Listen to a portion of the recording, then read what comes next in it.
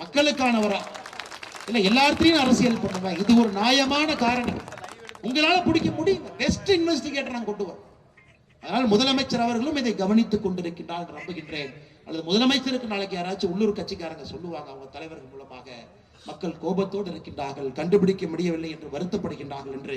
அதனால் முதலமைச்சர் கண்ணை திறந்து இதை செய்ய வேண்டும். அதே நேரத்தில் அண்ணா பல்கலைக்கழகத்தில் நடந்த இந்த நிகழ்வை பாரதிய ஜனதா கட்சி விடப்போவது கிடையாது. நீங்க கேட்கல, அண்ணா எதுக்கு நீங்க சாட்டையில் உங்களை அடிச்சு இத்தனை குற்றம் நடக்குதே, எதுக்கு நீங்க அடிச்சு ஒரு குற்றத்துக்கும் நீங்க சாட்டையில் எடுத்து அடிக்க ஆரம்பிச்சீங்கன்னா தமிழகத்தில் தினமும் மர்டர் நடக்குது. தினமும் பெண்களின் மீது பாலியல் வன்கொடுமை ஏதோ ஒரு போலீஸ் ஸ்டேஷன்ல ஏதோ ஒரு கம்ப்ளைண்ட் தினம் இருக்கு. குற்றம் நடக்காத ஒரு நாள் கிடையாது. அப்படி எப்படி நீங்க அடிச்சுக்கணும்? டெய்லி அடிச்சுக்குவீங்களா? ஒரு குற்றத்துக்கு அடிச்சுக்கீங்க. பிரச்சனை அது இல்லைங்கம்மா, பிரச்சனை அது இல்லை.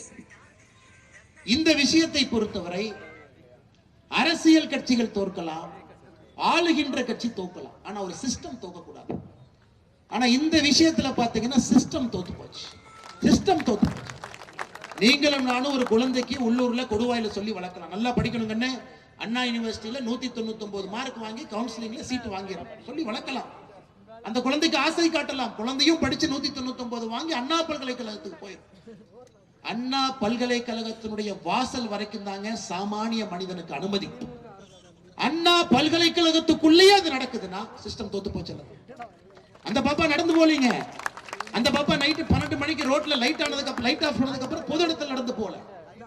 அந்த பாப்பா தான் படிக்கக்கூடிய கல்லூரியில தனக்கு இருக்கக்கூடிய இடத்துல காம்பவுண்ட் வாலுக்குள்ள அந்த பாப்பாக்கு இது நடந்திருக்குன்னா எப்படி ஏத்துக்க முடியும்? அதுதான் எனக்கு கோபமா தவிர வேற எதுவும் கோபம் கிடையாது. சிஸ்டம் தோற்று இருக்கிறது. அதன் பிறகு 23ஆம் தேதி நடந்த குற்றத்துக்கு 25ஆம் தேதி எஃப்ஐஆர் 2 நாள் கழிச்சு. அந்த எஃப்ஐஆரும் நீங்க படிச்சு பாத்தீங்கன்னா தெரியும். அதையும் லீக் பண்ணிட்டாங்க, அதுவும் வெளியே வந்தாச்சு.